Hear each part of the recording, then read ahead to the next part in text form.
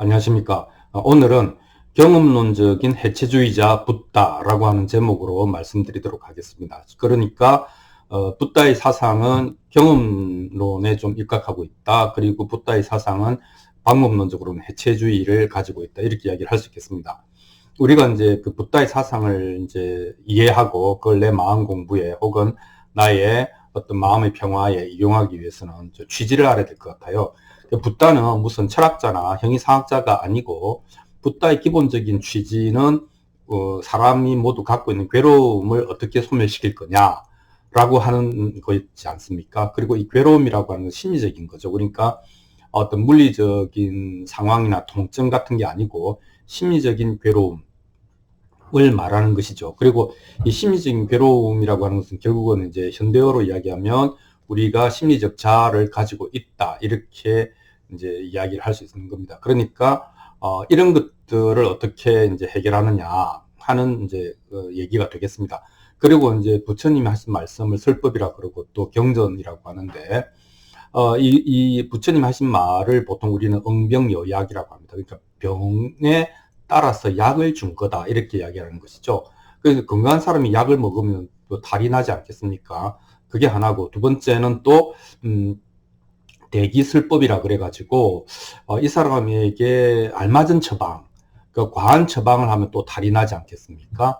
그렇게 해서 응병여약 대기술법이라고 하는 맞춤형이었기 때문에 어떤 문제가 있느냐, 니까야라든지 그 한역판인 아함경이라든지 이렇게 읽어보면은 사실은 조금씩 내용이 충돌할 수도 있고 전혀 반대의 얘기를 하는 수도 있고, 그래서 좀 이렇게 어지럽다 이런 생각을 할 수가 있겠습니다. 그래서 근데 이제 그 경전을 응명여약 대기설법의 입장에서 보면 이거는 논문집이 아니잖아요, 그죠? 그러니까 수미 일관된 어떤 그 아주 강한 체계성을 갖고 있다라고 이렇게 요구할 필요는 없다.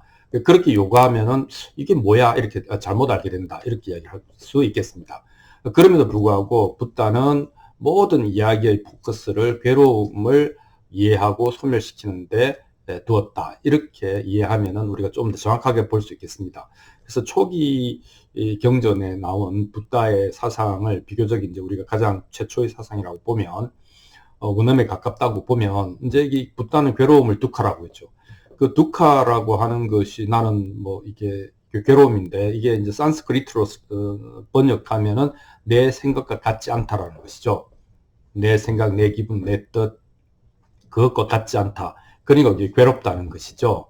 그래서 이제 만약에 붓다 입장에서 보면 내가 괴롭지 않다, 난 지금 즐겁다라고 할 때는 사실은 서로 할 말이 별로 없는 겁니다. 굳이 이제 설득할 필요가 없고 그냥 행복하게 사세요 이렇게 되는 거죠. 하지만 내가 괴롭다면 단순히 어디가 뭐 다쳐서 아프다는 게 아니라 마음이 괴롭다면 우리는 서로 나눌 이야기가 있다 이렇게 되겠습니다. 그래서 붓다는 진단하기를 우리가 이제 마음의 괴로움을 가지는데 그 괴로움이 어디서 오는 거냐라고 자연스럽게 생각하지 않겠습니까? 그래서 붓다는 그것을 집이라고 그랬습니다.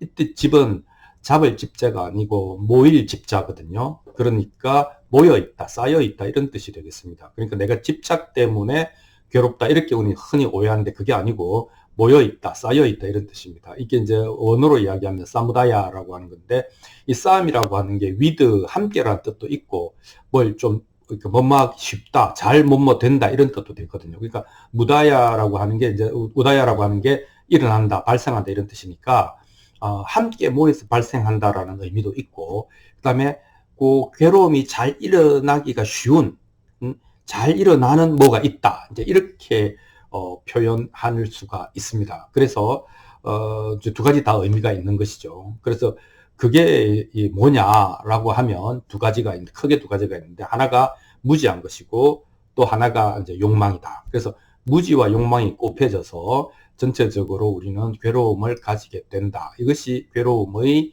원인이다. 그것이 집이다. 이렇게 이야기를 하는 거죠.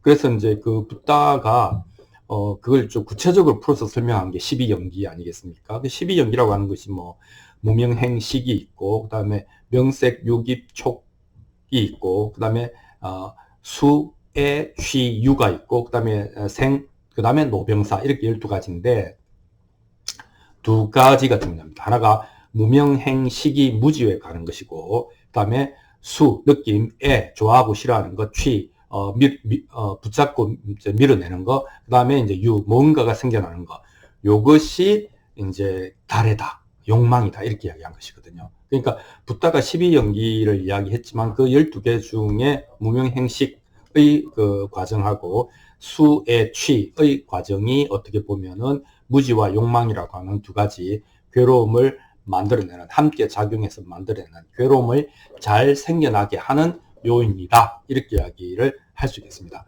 그러면 무명행식에서 식이라고 하는 것이 이제 지식인데, 이게 왜 무지라고 하느냐, 왜 거꾸로 얘기하지, 이렇게 얘기하지 않습니까? 하지만 우리가 이제 지혜라고 하는 관점에서 보면 보통 사람들이 내가 해봐서 아는데 이렇게 표현하면 벌써 저 좀 편견이 있는데 이런 생각이 들지 않습니까? 그리고 자기가 경험을 해봤으면 얼마나 해봤다고, 경험한 것으로 모든 걸 안다고 생각하는 오만과 교만도 무지에 속하거든요. 그러니까 또 하나는 고생해서 습득한 지식일수록 거기 묶인다는 겁니다. 그거를 절대시한다는 겁니다. 이게 다 무지다. 즉 무지는 경향성이 있는 부족한 지식, 이렇게 이야기를 할 수 있겠습니다. 그리고 그 경향성이 시야를 왜곡해서 자꾸 나쁜 일을 만들어낸다, 이렇게 표현해 볼 수 있겠습니다. 그래서 지식과 경험이 쌓일수록 마음에서는 내가 알고 있다라고 하는 교만이 자라나고, 그 다음에 이 왜곡되는 그 비율이 커지는 것이죠. 그래서 왜곡이 축적된다, 이렇게 이야기를 할 수 있겠습니다. 그래서 보통 이제 이게 심리적으로 사람들은 다 경향성을 가지는데, 이런 경향성이 악순환적으로 커진다, 이렇게 이야기를 할 수 있겠습니다. 자, 그것이 첫 번째 무지고요. 그러니까 마음의 세계에서는 내가 무명행식이라고 하는 게 사실은 다른 게 아니고 시행착오거든요. 시행착오를 통해서 축적된 지식이 마음에서는 결국 부작용으로 나타난다, 이렇게 이야기를 할 수 있겠습니다. 두 번째는 이제 심리적으로 욕망과 관련된 것인데요. 우리가 이제 감각기관을 가지고 접촉하면 느낌이 있고, 그 느낌에 따라서 좋다 싫다가 생기잖아요. 그러면 좋은 것은 붙잡고 싫은 것은 밀어내니까 취사가 생기잖아요. 그래서 호오가 있고 취사가 있는데, 이 호오와 취사의 과정이 욕망의 과정이고, 이것이 또한 우리를 괴로움으로 몰고 간다, 이렇게 이야기를 할 수 있겠습니다. 그래서 이 좋아하거나 싫어하는 것, 이 애라고 표현했지만 오가 있거든요. 좋아하거나 싫어하는 것, 이것을 이제 붓다는 어떻게 처리할 거냐를 놓고 이제 방법론을 이야기한 것이죠. 그리고 이 붓다의 방법론이라고 하는 것은 사실은 해체주의라고 할 수 있거든요. 그 해체주의가 뭐냐면, 옛날에 이제 2500년 전에 당시에 사람들은 인간이라고 하는 것은 그 아트만, 불멸의 영혼임을 믿어 의심치 않았고, 그것이 이 세세생생 업의 정화 과정을 통해서 결국 아트만으로 회귀한다, 이런 좀 생각을 갖고 있었던 것 같습니다. 그 생각이 워낙 두터우니까 붓다는 그 생각을 깨기 위해서 해체해버립니다. 뭐냐면, 야, 네가 사람이라고 생각하는 거, 사람의 본질이 아트만이라고 생각하지. 근데 잘 봐, 본질은 내가 모르겠고, 우리가 현상을 봐봐. 그러면 사람이라고 하는 것은 결국 정신과 육체 그것밖에 없는 거 아니야? 육체는 4대라고 하는 지수, 화풍, 옛날에는 이제 4원소 이런 거죠. 육체는 그렇게 물질로 이루어져 있고, 정신도 수상행식이잖아. 느낌, 생각, 의지, 그 다음 기억, 이런 걸로 돼 있잖아. 이게 다야. 그래서 붓다는 경험주의적 해체주의자다. 경험주의적 해체주의자다, 이렇게 말을 할 수가 있겠습니다.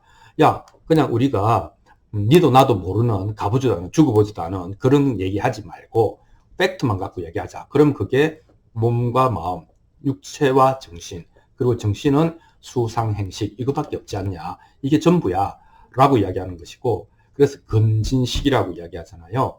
6가지 그 어떤 대상에 대해서 6가지 감각기관이 그걸 인지해서 인식이 생기면 그것이 근진식으로 해서 18개, 이게 네가 아는 세상의 전부야, 이렇게 이야기를 한 것이죠. 그래서 거기 보면 결국은 뇌에 의해서 해석된 네가 파악한 세계, 그것이 네가 살고 있는 세계야, 이렇게 말하는 것과 똑같습니다. 자, 그래서 방법론으로는 해체주의를 선택을 한 것이죠. 왜냐하면 아트만이라고 하는 것은 불멸의 영혼이니까 이걸 깨야 되겠는데 어떻게 깨느냐? 아니, 그냥 본질을 이야기하지 말고 현상을 봐. 현상은 결국 오온이야. 이렇게 이야기를 한 것이죠. 그래서 이 오온의 어디에 영원한 것이 있으며, 오온의 어디에 즐거움이 있으며, 오온의 어디에 본질적인 실체가 있느냐, 없는 거 아니냐. 이렇게 해서 이 아트만의 상락아정이라고 하는 기본적인 특성들을 다 깨버립니다. 이것이 이제 그 붓다가 오온론을 이야기하게 된 이유다. 그래서 해체주의자다. 아트만을 오온으로 해체했다. 이렇게 이야기할 수 있겠습니다. 그 다음에 또 이제 붓다가 그러면 인도 사상사에서 좀 더 독자적이다 라고 할 수 있는 게 뭐냐 하면 연기법인데, 이 연기법이라고 하는 것은 그 인연생기잖아요. 인연, 원인과 연, 인과 연이 다 여러 가지 요인들이 모여서 함께 발생한다. 이런 뜻 아니겠습니까? 그것이 이제 연기법이죠. 그래서 붓다는 나는 연기법을 발견했다라고 이야기하죠. 발명행, 지어낸 게 아니고 있는 거를 발견했다라고 이야기를 합니다. 그래서 이 현실이라고 하는 것은 어떤 것들이 이제 조건들이 모이면 나타나는 것이고 조건들이 흩어지면 소멸하는 것이다. 이것뿐이다. 그래서 조건들이 모여서 생겨날 때의 현실은 되게 생생하지만 그런 현상들의 본질은 굳이 있을 필요가 없다. 이것이 이제 붓다의 생각이거든요. 자, 그래서 이 연기법은 이제 크게 뭐 한 세 가지 정도로 여러 측면으로 이해할 수가 있는데, 첫 번째가 세련된 인과법, 이렇게 이야기합니다. 원인과 결과 사이에 연이라는 게 들어가서 여러 가지 계기들이 있어서 좀 복잡하다, 이게 복잡계다, 오늘날 말로 하면 이런 표현을 할 수가 있겠고요. 그래서 인과법을 배제하는 건 아니죠. 복잡하다, 그게 생각보다 관여하는 요소들이 많다, 이런 것이죠. 자, 두 번째는 대칭성입니다. 그것이 이제 뭐 영어로 하면 뭐 this, that, law라고 이것저것 법칙이라는 표현이 있는데, 이것이 있으면 반드시 저것이 있다. 그래서 이것이 사라지면 저것도 사라진다. 그래서 쌍으로 생겼다가 쌍으로 사라진다. 이렇게 이야기를 하는 상호 의존해서 존재하는 것이지 각각 실체로서 존재할 수 없다. 이것이 이제 두 번째 연기법에서 이야기하는 것입니다. 세 번째 연기법은 우리가 이제 아까 이야기한 것처럼 조건생, 조건멸이죠. 그러니까 생성과 소멸이라고 하는 생멸법이 곧 연기법인데, 그것은 뭐가 없다가 생겨나는 게 아니고 조건들이 모이면 그게 생겨나는 것처럼 보이는 거고, 조건들이 흩어지면 그것이 소멸하는 것처럼 보이는 것이다. 그래서 불생불멸이다. 그래서 생겨나는 걸 보고 없다 하지 않고, 또 이 흩어져 가고 사라져 가는 것을 보고 영원히 있다 이렇게 하지 않는다. 이것이 이제 불교적 중도의 멘트 아니겠습니까? 이렇게 되는 겁니다. 자, 다시 돌아가서 그러면 우리가 인지적으로, 심리적으로 무지와 욕망에 의해서 우리가 괴로움이 생겨난다라는 붓다의 진단에 의하면, 일단 뭐 인지는 무명행식이라고 하는 것은 좀 놔두고 이 심리적으로 어떻게 욕망 혹은 가래, 그죠? 이 가래를 어떻게 극복할 거냐라고 하는 것도 역시 붓다는 이 연기법으로 이제 대처를 한 것이죠. 그래서 이건 세 가지밖에 없다. 그래서 첫 번째는 염오, 이욕, 해탈이다. 이렇게 염오라고 하는 것은 염증이 나고 진절머리가 나고 막 그게 정말 싫어져서 좋은 줄 알았는데 막 너무 하다 보니까 싫어져서 뭐 담배나 술이나 뭐 믹스커피나 뭐 등등등등 도박이나 많지 않겠습니까? 야, 이거 이제 염증 난다, 진절머리 난다. 그래서 이제 그걸로부터 이욕, 욕망이 빛이 바른다. 욕망하지 않게 된다. 그 다음에 해탈, 그래서 노연하게 된다. 풀려나게 된다. 요게 이제 뭐 이게 세세생생 뒹굴어 봐라. 괴롭다 보면 즐거움인 줄 알고 추구했다가 그 괴로움을 실컷 맛보고 나면 그때 비로소 해탈이 온다. 이게 이제 첫 번째 이야기입니다. 근데 그거는 어떻다고요? 첫 번째는 시간이 너무 많이 걸리고, 두 번째는 보장도 없잖아요. 더 나빠질 수도 있잖아요. 그래서 이것이 염오, 이욕, 해탈의 방법이다.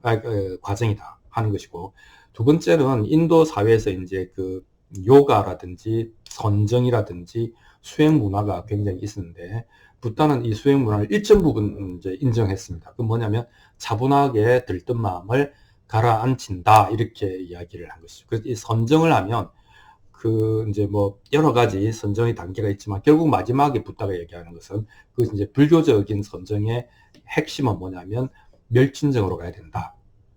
이게 이제 누진통하고도 통하는데, 멸진이라고 하는 것은 상수죠. 이게 이제 아까 이야기한 그 애취 부분이 사라지는 겁니다. 그렇게 해서 무엇이 무엇보다 더 좋다거나 나쁘다거나 비교하는 마음이 붙잡거나 밀어내는 마음을 만들어내고 이런 호호 반응이나 취사를 하지 않는 것이죠. 마음에서 그것을 이루어내야 된다. 참 명상을 한다면. 근데 그걸 어떻게 이루어내는가 하면 명상으로는 안 된다. 그러니까 깊이 선정에 들었다가 그 차분해진 마음의 힘을 그 집중력을 가지고 통찰을 해야 된다. 윗바산을 해야 되는데 그 통찰의 내용이 뭐냐면 연기하는 것이구나. 연기법이 이게 실상이구나. 그렇게 해서 이렇게 모여서 생겨나고 흩어져서 소멸하는 이런 것들 속에는 이런 것들은 무상한 거구나. 여기에 이거를 집착하면 괴로운 것이구나. 그리고 무상하고 괴롭고 하는 이런 것들은 영원한 실체 뭐 이런 게 아니구나. 라고 고정된 실체가 없다라고 이해하는 것, 통찰하는 것, 그것이 꼭 필요하다라고 이야기했습니다. 그러니까 선정은 뭐 요가가 됐든 뭐가 됐든 수행으로 이루어내는 선정의 힘이라고 하는 것은 차분함과 집중력을 키워주지만 그것이 전부가 아니고 반드시 무상고 무아를 통찰해야 된다 이렇게 이야기를 하는 것이죠. 그러면 세 번째는 뭐냐면 선정 없이 바로 무상고 무아로 들어가는 것이죠. 그러니까 그걸 뭐 삿띠라 그러잖아요. 내가 어떤 상황에 딱 처했을 때 내 마음을 있는 그대로 그 순간에 알아차리는 것, 그것이 삿띠고, 두 번째는 삿띠만 해서 안 되고 이것의 본질을 통찰하는 것이죠. 내가 어떤 마음이 생기든 이 마음은 어떤 상황이 모여서 생겨난 거고 이 상황이 바뀌면 또 사라지겠구나. 그래서 이것은 무상한 것이구나. 그리고 이것은 여기에 집착하면 괴롭겠네. 세 번째는 내가 어떤 고정된 실체를 가진 것이 아니구나 라고 하는 무상고 무아를 철저하게 알게 되면 해탈이 온다. 즉 노연하게 된다. 이렇게 이야기를 하는 것입니다. 그리고 이 통찰을 통한 해탈을 해해탈이라고 하죠. 그리고 선정을 통한 해탈을 심해탈이라고 하는데 결국은 붓다가 그때 당시에 하나 뭐라 그럴까 공언한 것은 해해탈, 지혜의 통찰로 인한 해탈이 가능하고 그것이 궁극적이다 이렇게 이야기를 한 것이죠. 자, 그래서 오늘 붓다는 경험에 없는 니도 모르고 나도 모르는 이상한 형이상학 얘기를 하지 말아라. 그것은 인간의 괴로움을 드러내는데 도움이 안 된다. 오히려 더 큰 위험으로 작용할 수 있다는 거 하나고, 두 번째는 어떤 걸 설명하고 설득할 때에 쪼개서 분리해서 분해해서 그것의 실상을 드러내었다. 이것이 이제 경험론적 해체주의자 붓다의 생각이었다. 이렇게 말씀을 드리겠습니다. 감사합니다.